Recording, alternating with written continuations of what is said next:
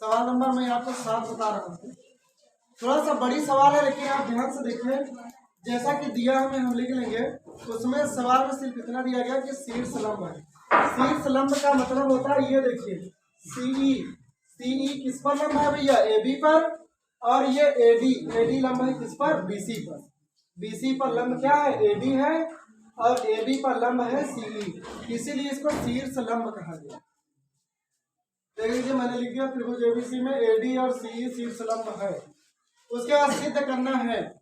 सिद्ध करना है में देखिए 4 बार सिद्ध करना है, तो हमको 4 बार उपपत्ति लिखना पड़ेगा। चारों का अलग अलग हल करना है। देखिए भैया कैसे करेंगे, बहुत ही आसान है, आप सब लोग ध्यान से देखिए। बस लिखेंगे भैया उपपत्ति नंबर 1। सबसे पहला काम लिखेंगे उपपत्ति नंबर 1। उपपत्ति में जो दिया गया देखिए त्रिभुज AEP और त्रिभुज CDP, तो इनके बारे में लिखना है। तो ऐसे लिखें त्रिभुज AEP तथा त्रिभुज CDP में आप सब ध्यान से देखिए, सब सवालों में इसी प्रकार से लिखना है। जो 2 त्रिभुज दिए गए हैं इन्हीं को ऐसे आपस में रख देना है और लिख लेना है मैं इसमें, ठीक है। अब चलिए, और समरूप तभी होगा, सुनिए इधर, समरूप तभी होगा जब इसके कोई 2 कोण समान हो। ध्यान रखिएगा, समरूप के लिए हमको कोण समान ढूंढना पड़ेगा। चलिए अब AEP देखिए कहाँ है भैया। AEP ये आपको दिख रहा होगा, AEP और CDP ये देखिए CDP दिख रहा है। चलिए अब हम लोग लिखेंगे इसमें क्या बराबर है भैया। पहला काम हमने आपसे कहा कि कोण देख लेते हैं कौन सा बराबर है। तो इसमें हम ये देखते हैं कि त्रिभुज AEP लिख लीजिए। कोण AEP बराबर है, कोण AEP बराबर है किसके? CDP के। कोण CDP के क्यों बराबर है? क्योंकि लंब है। यहाँ पर लिख लेंगे चूंकि समकोण है, चूंकि समकोण है।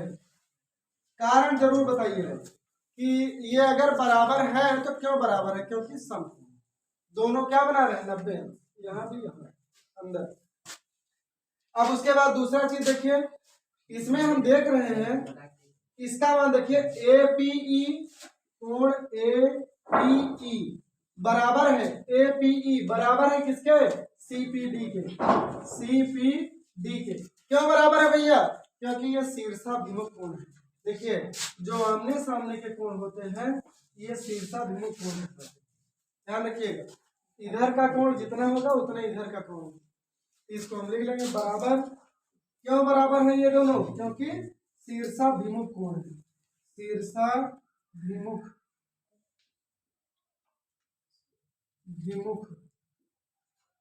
कोण। अगर मान लीजिए आपसे कोई पूछ लेता है कि आपने इनको बराबर क्यों कहा? क्योंकि भैया शीर्षाभिमुख कोण है इसलिए बराबर है। APE और CPD दोनों में P है।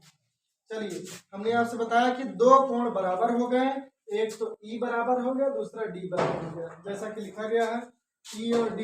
तो क्या हो जाएगा? इसलिए त्रिभुज AEP समरूप है त्रिभुज CDP के। समरूप है त्रिभुज CDP के। इति सिद्धम, ये वाला सिद्ध हो गया। आपको इसी प्रकार से चारों करना है। चलिए जैसा कि हम लोग दूसरा देखते हैं।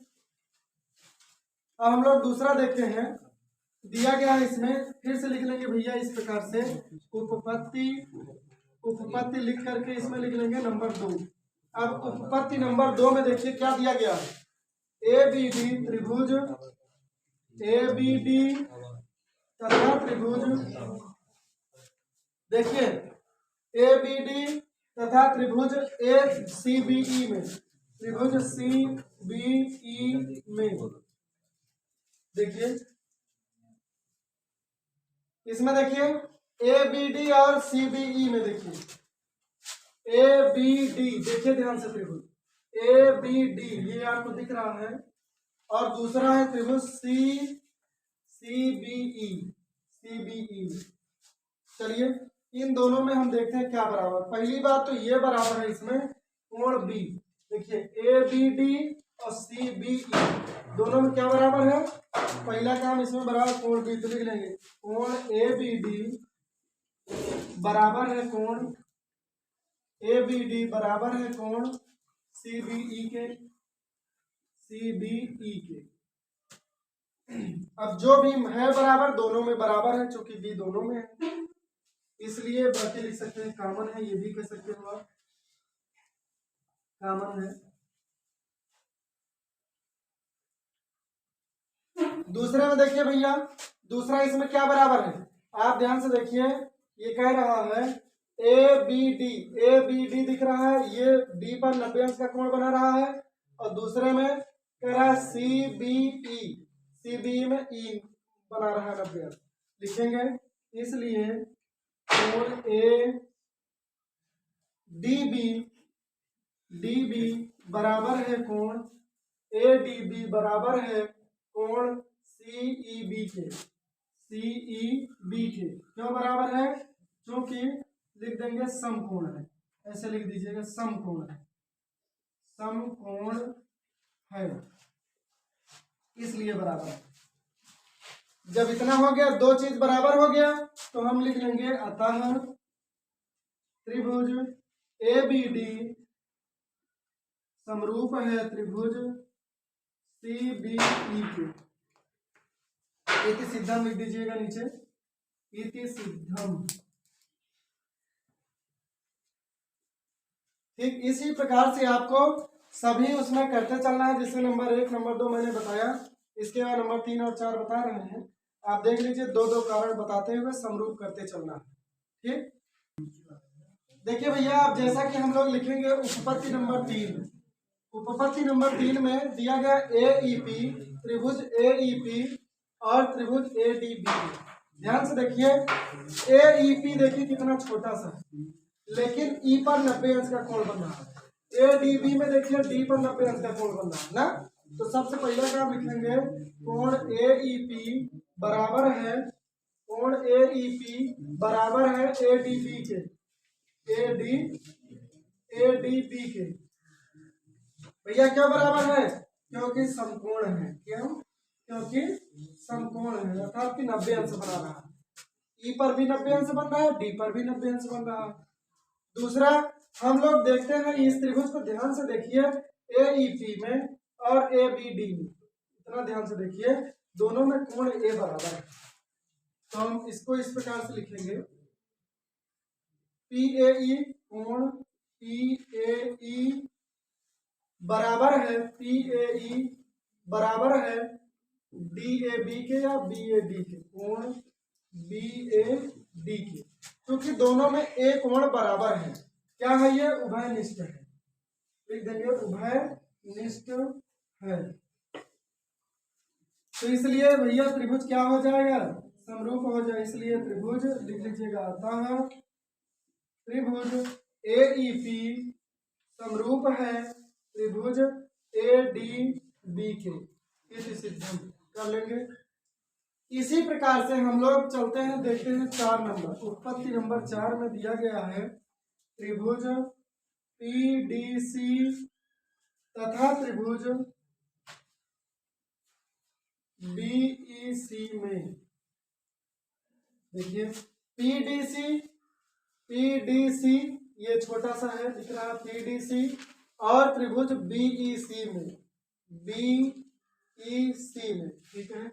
ये आप ध्यान से देखिए, ये सी पी डी अर्थात कि यही है पी डी सी, चाहे जो कहिए पी डी सी, और दूसरा है सी ई बी।